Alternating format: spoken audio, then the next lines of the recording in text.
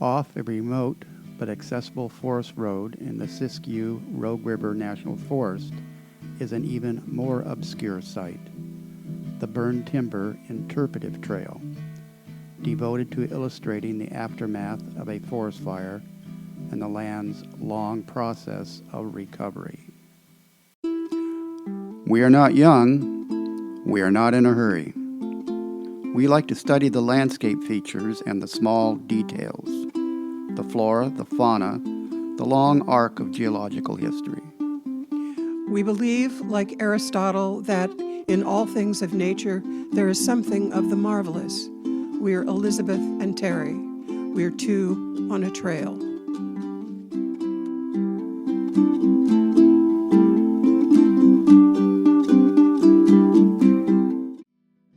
The story of the Burned Timber Trail started with a brochure describing a forest in recovery, featuring botanical illustrations of trees, shrubs, and wildflowers. It was a joint project of Oregon State University and Rogue Community College. We didn't know what to expect, but followed the directions to the trailhead. Our only clue was a parked car with a man in it, the scenario putting me on alert, but I waved at him and he waved back. Turns out the sign had burned, but the trail was just across the road. He said his wife and 3 dogs were hiking there, and a bridge was missing, so the trail was no longer a loop. We were happy to have the information and started out. So we have a star flower down here. Lots of these nice little star flowers. And some strawberries and some poison oak. Nice wide trail so far. It's an interpretive trail, so there are little signs along here. Maybe they all have not been burnt. Well, I see a trail coming up from that way and this way, but I guess it's just out and back, so if it's not a loop, which do we choose? Let's go straight. This one? Sure. Okay.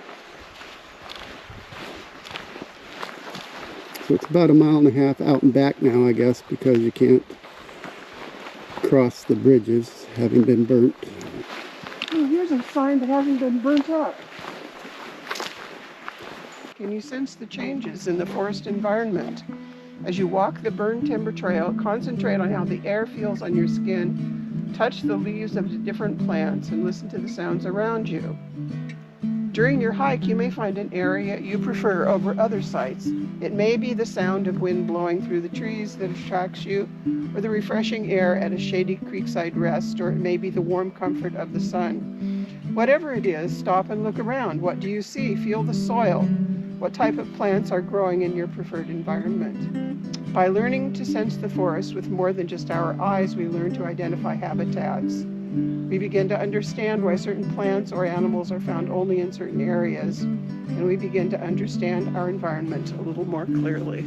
That sounds like our mission statement. Oh, they girdled some trees to maintain the meadow.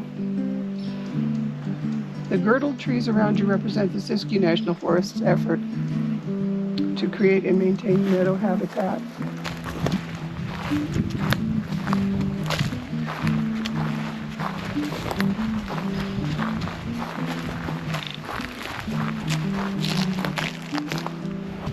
Here's another incense cedar. Oh, iris.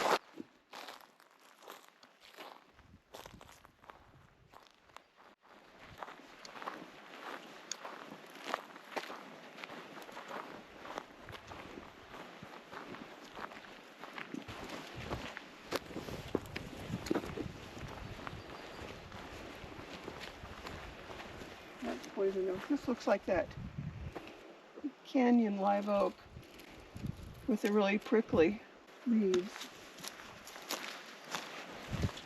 Big madrona. Looks like it's resprouting. Looks like it died. Oh, it's still alive up there. But resprouting from the base. For countless generations, Takelma and Athabaskan people have lived near the Rogue River, called Takelma by the Takelma. Winters were spent in villages along its banks, and in summer they would gather roots, acorns, and camas, and hunt for deer, bear, and other wildlife. They were forced to leave their homes, and their descendants are members of the Confederated Tribes of Siletz Indians, Confederated Tribes of Grand Ronde Community, and the Cow Creek Band of Umpqua Indians. Here's another kind of oak.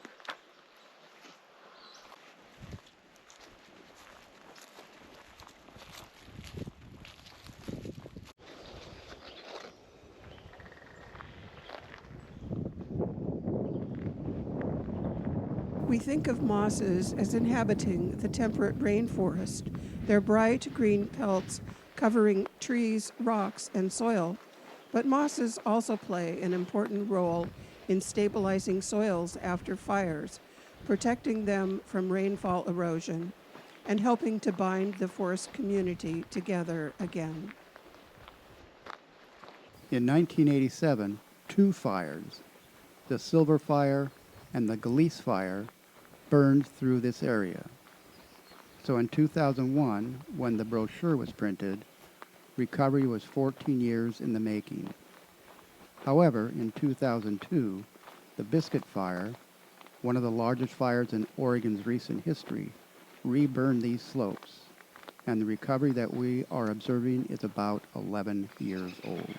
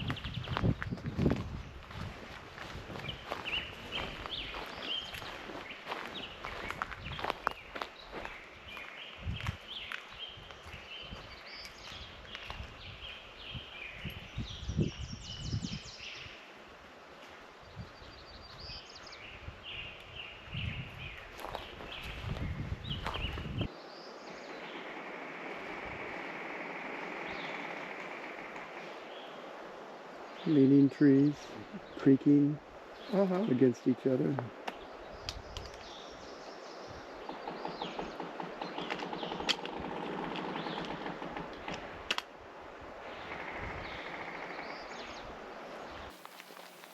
As we approached the creek, we were treated to the eerie hammering and creaking of standing dead timber on the slope above us, and the understory became more lush, with sweet-scented bedstraw, Oregon pea, and inside-out flower, bracken, and sword fern.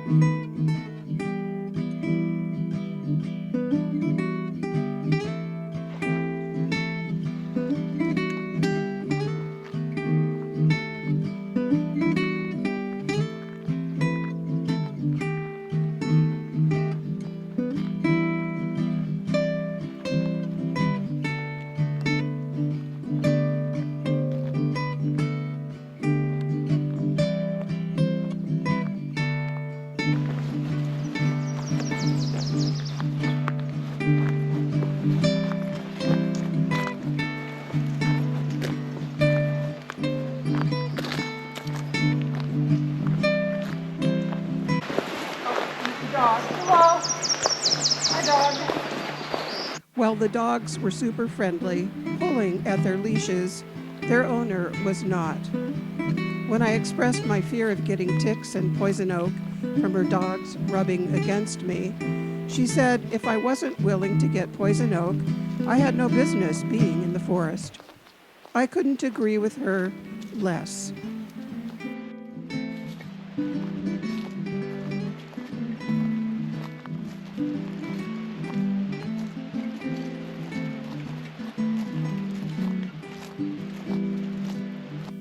Soon we came to the creek crossing, log-jammed and dangerous, with no discernible trail on the other side.